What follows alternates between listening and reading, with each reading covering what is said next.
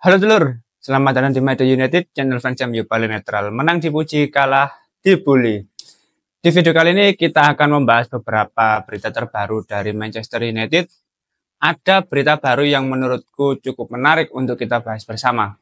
Langsung aja kita masuk ke berita yang pertama. Melansir dari Jakobsben, untuk pertama kalinya Manchester United menunjuk seorang pelatih kepala, bukan seorang manajer. Amorim tidak memiliki hak veto terkait hal perekrutan. Ia memiliki profil yang sangat berbeda dari mantan bos di Manchester United. Tetapi kedatangannya juga mencerminkan evolusi struktur sepak bola Manchester United. Oke, akhirnya Ruben Amorim sudah resmi menjadi pelatih baru Manchester United, sudah diumumkan juga dari Manchester United, dan baru akan bergabung untuk terlibat dalam pertandingan melawan Ipswich di tanggal 11 November, seingatku kalau nggak salah. Dan untuk sementara ini Ruud van Nistelrooy yang mengambil alih kepelatihan Manchester United. Di sini kalau kita lihat ada cukup perbedaan yang signifikan ya, bahwa Ruben Amorim ini tidak memiliki hak veto terkait perekrutan. Nah, di pelatih-pelatih sebelumnya itu memang lebih ke manajer ya, karena pelatih itu memiliki hak untuk menentukan pemain-pemain siapa saja yang akan direkrut. Itu biasanya mengindikasikan bahwa pemain yang ingin didatangkan itu sudah dikenal oleh pelatih, sudah pernah berada dalam satu klub yang sama. Terus intinya sudah tahu karakter pemain-pemain itu seperti apa, akhirnya didatangkan ke klub tersebut. Ya, misalnya kayak era kepelatihan Erik ten Hag lah. Banyak pemain-pemain yang sebelumnya sudah pernah bekerja dengannya dan merasa cocok dengan gaya permainannya, akhirnya ingin didatangkan ke Manchester United. Sedangkan untuk Ruben Amorim sekarang sudah tidak memiliki hak veto. Hak veto dalam artian dia itu memiliki hak untuk menolak, hak untuk merubah ketentuan-ketentuan yang sudah ada di dalam klub.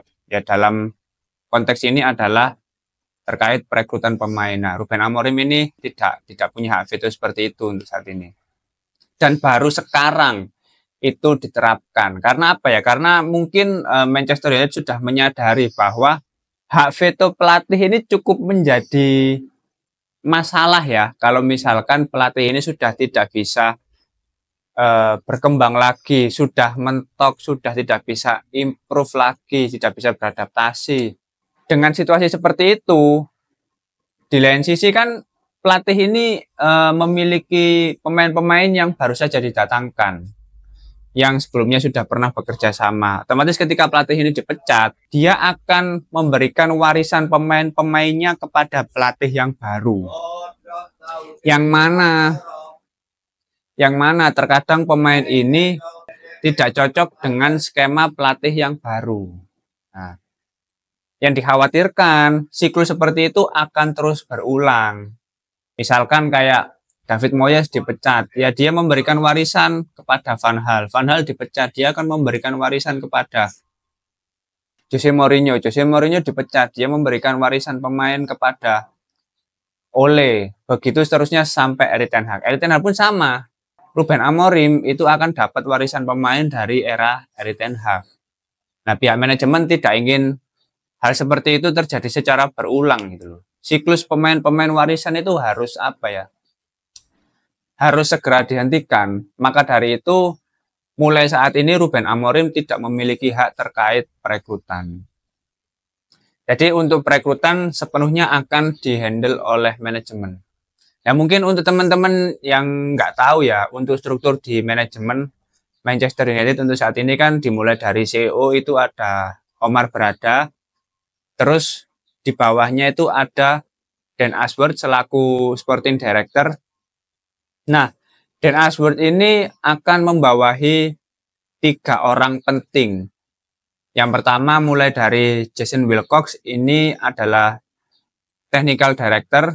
Dia yang akan mengurusi terkait gaya permainan, dia akan mengevaluasi pelatih, urusan-urusan teknis dia yang akan menghandle.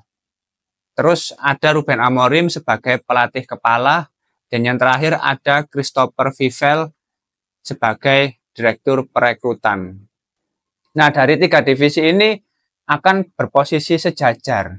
Jadi 3 orang ini akan saling bersinergi untuk memajukan Manchester United dari sisi performa para pemain. Makanya untuk Ruben Amorim ini tidak memiliki hak veto terkait perekrutan, karena Jason Wilcox ini sebagai technical director itu menginginkan gaya permainan yang pakem. Jadi dia ingin menentukan gaya permainan mulai dari tim senior, tim akademi, tim sepak bola wanita, itu ada pakemnya. Harus seperti ini, harus seperti ini. Jadi meskipun nanti ada pelatih yang dipecat atau apa ya, tidak ada kesesuaian, itu pakemnya itu tetap nggak berubah. Dan misalkan kalau tim senior ini menarik tim dari akademi, mengorbitkan pemain-pemain muda, itu pemain muda nggak perlu repot terlalu lama untuk beradaptasi, karena pakemnya itu sudah jelas dan sudah sesuai, sudah sejalan lah antara tim akademi dengan tim senior. Hanya perlu penyesuaian non teknis lah, mungkin seperti itu. Terus untuk perekrutan ini kan Christopher Vivell pasti akan ada rekomendasi, akan ada masukan, akan ada diskusi lebih lanjut antara Jason Wilcox, pelatih, dan Christopher Vivell. Jadi Christopher Vivell nanti juga bisa menentukan ya pemain-pemain mana yang menurutnya sangat cocok dengan gaya permainan Manchester United. Jadi ini akan saling bersinergi ya 3 orang ini. Jason Wilcox, Ruben Amorim, dan Christopher Vivell. Jadi nanti tidak ada alasan bahwa ini pemain yang cocok dengan pelatih. Ya, ini nanti jadi kedepannya ini pemain yang sudah pernah bekerja dengan pelatih dan lain sebagainya. Untuk kedepannya proses transfer main itu benar-benar murni karena kebutuhan Manchester United, sesuai dengan gaya permainan Manchester United. Akan sangat menarik ya untuk kita pantau bersama nanti di bawah kepelatihan Ruben Amorim nanti skuad Manchester United akan berkembang sejauh apa. Karena tentu gaya permainan Erik ten Hag dan juga Ruben Amorim sangat berbeda jauh. Dan kalau kita lihat untuk sekarang ini kan pelatih baru, pelatih pertama yang benar-benar dipilih oleh era manajemen Ineos. Tentu ini harusnya bisa berjalan secara beriringan dengan manajemen gitu loh. Ya aku sih nggak sabar untuk melihat progres ke depannya seperti apa ya. Bermain dengan 3 back, ya nanti akan ada penyesuaian yang membutuhkan waktu ya. Entah nanti yang dipasang siapa saja, rotasi pemainnya siapa saja, apakah tetap akan ada pemain yang diistimewakan seperti itu. Harusnya sih enggak ya, semua harus bisa bersaing, semuanya harus berkompetisi untuk memperebutkan posisi sebagai pemain reguler. Karena itu akan menjadi sisi positif tersendiri bagi para pemain gitu loh. Jangan ada yang dianak emaskan lah intinya. Semua harus perform, semua harus menunjukkan kualitas terbaiknya. Kalau ingin Manchester United bisa tampil bagus secara konsisten. Karena itu menjadi persoalan yang paling utama ya. Konsistensi itu nggak pernah ada di dalam Manchester United. Para pemainnya pun masih kesulitan. Para pemainnya pun masih mut-mutan. Kewadel pokoknya. Kadal aja yang gregetno. Jadi menarik ya untuk kita tunggu bersama nanti ke depannya seperti apa setelah Ruben Amorim ini resmi menjabat sebagai pelatih di Manchester United, melihat perannya akan seberapa besar impact yang diberikan oleh Ruben Amorim, seberapa bagus dia bisa menangani ego-ego di dalam ruang ganti, yaitu akan menjadi tantangan tersendiri juga ya. Jadi mari kita tunggu Ruben Amorim ini sambil menikmati peran Ruud van Nistelrooy sebagai pelatih sementara di Manchester United. Karena di pertandingan kemarin menang telak dan di akhir pekan nanti kita akan disuguhkan laga penting big match melawan Chelsea di Old Trafford. Nah, mari kita nikmati dulu prosesnya untuk saat ini ya. Oke, dan yang terakhir ini ada pesan perpisahan dari Erik ten Hag kepada seluruh fans Manchester United. Dia mengatakan, para pendukung yang terhormat, izinkan saya memulai dengan mengucapkan terima kasih.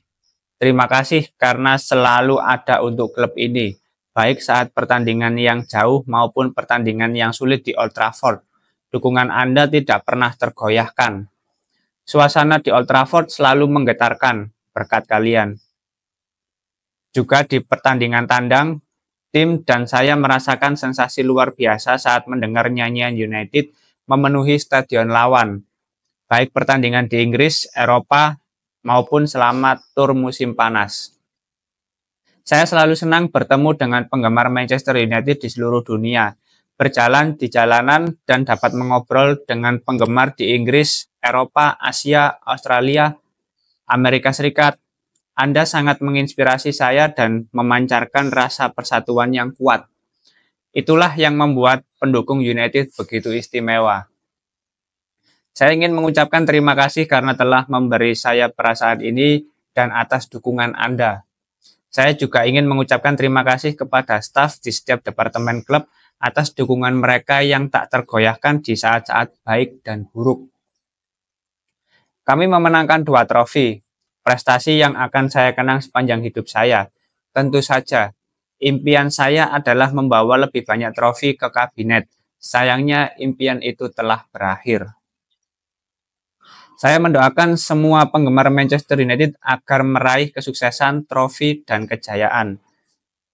Dukungan Anda dan kehangatan yang saya terima dari semua orang di klub membantu saya merasa seperti di rumah sendiri. Terima kasih atas babak baru dalam hidup saya. Oke, itu tadi adalah pesan dari Erik ten Hag kepada seluruh penggemar Manchester United. Memang ketika Manchester United di bawah kepelatihan Erik ten Hag itu ada momen-momen mengharukan tersendiri ya, terutama ketika Manchester United akhirnya meraih trofi Carabao Cup di musim pertama Erik ten Hag menjabat sebagai pelatih. Itu adalah ya menang 2-1 ya atas Newcastle di Wembley. Mengapa momen itu bisa sangat mengharukan? Karena Manchester United telah mengakhiri puasa gelar setelah 6 tahun. Ya. Akhirnya mengangkat trofi itu menjadi sesuatu yang spesial lagi bagi Manchester United. Meskipun ya itu piala domestik, tapi ya trofi tetaplah trofi gitu loh. Menambah jumlah koleksi bagi Manchester United tentu menjadi hal yang penting juga. Apalagi di musim pertama itu Manchester United juga finish di posisi ketiga ya di Premier League. Tentu ini menjadi hal yang sangat bagus lah, sudah melampaui target bagi Manchester United waktu itu. Terus di musim kedua ya mulai tidak konsisten ya secara performa, masih naik turun, bahkan di akhir musim finish di peringkat 8 di Premier League. Sempat ada isu pemecatan Erik ten Hag karena secara performa tidak kunjung stabil, gaya permainan masih belum ada pakemnya, cenderung nggak jelas malahan. Banyak pemain yang cedera, sulit lah musim kedua itu. Tapi di final Piala FA, Manchester United bisa memenangkan pertandingannya sangat penting melawan Manchester City, menang 2-1. Akhirnya Erik ten Hag bisa memberikan trofi kedua bagi United waktu itu. Ya, melawan tim sekelas City adalah sebuah prestasi yang sangat besar. Dan pada akhirnya itu bisa melupakan kegagalan Erik ten Hag di Premier League untuk bersaing di 4 besar. Akhirnya ya memasuki musim ketiga secara performa justru lebih buruk, tidak ada progres yang signifikan, bahkan kita sendiri pun mulai mempertanyakan apakah Erik ten Hag masih layak untuk menjadi pelatih di Manchester United. Akhirnya setelah kekalahan melawan West Ham, Erik ten Hag resmi dipecat. Ya meskipun banyak yang bilang siklus ini akan terus berulang di musim ketiga pelatih dipecat. Tapi menurutku ketika pelatih itu sudah tidak bisa membawa Manchester United ke arah yang seharusnya kembali ke jalur kemenangan, memiliki gaya permainan yang pakem, bisa menjaga situasi ruang ganti, bisa memaksimalkan potensi para pemain, ya mau nggak mau memang harus dipecat. Manchester United sebagai bagian dari industri sepak bola tentu harus selalu berjalan. Tidak bisa terus-terusan berada di apa ya, di bawah keterpurukan gitu loh. Ya kalau dipertahankan ada progres oke lah, tapi itu kan bukan jaminan juga. Semuanya serba gambling, mempertahankan tidak ada jaminan bisa terus berprogres, tapi memecat dan mengganti dengan pelatih yang baru juga tidak ada jaminan itu bisa memberikan perubahan ke arah yang positif. Tinggal bagaimana internal manajemen mau mengambil resiko yang mana, melihat dari peluang dan kesempatan yang ada untuk saat ini. Akhirnya ya manajemen lebih memilih untuk memecat Erik ten Hag dan menjadikan Ruben Amorim sebagai pelatih baru di Manchester United. Ya mari kita hormati semua keputusan dari manajemen. Tentu manajemen yang lebih memahami kondisi di dalam Manchester United. Kita sebagai fans ya mungkin hanya bisa mengomentari, mengkritik dari jauh, beropini apa yang terbaik bagi Manchester United. Oke, mungkin itu dulu beberapa berita terbaru dari Manchester United. Ya, masih belum banyak karena ini lebih ke apa ya? Lebih ke peresmian pelatih baru dan juga ada pesan terakhir dari Erik ten Hag kepada seluruh fans Manchester United. Intinya dari sini kita semua harus move on. Tidak perlu ada romantisme, secukupnya saja karena sebagai sebuah industri semuanya harus terus berjalan, semuanya harus terus beroperasi. Kita mendukung fans Manchester United apapun yang terjadi.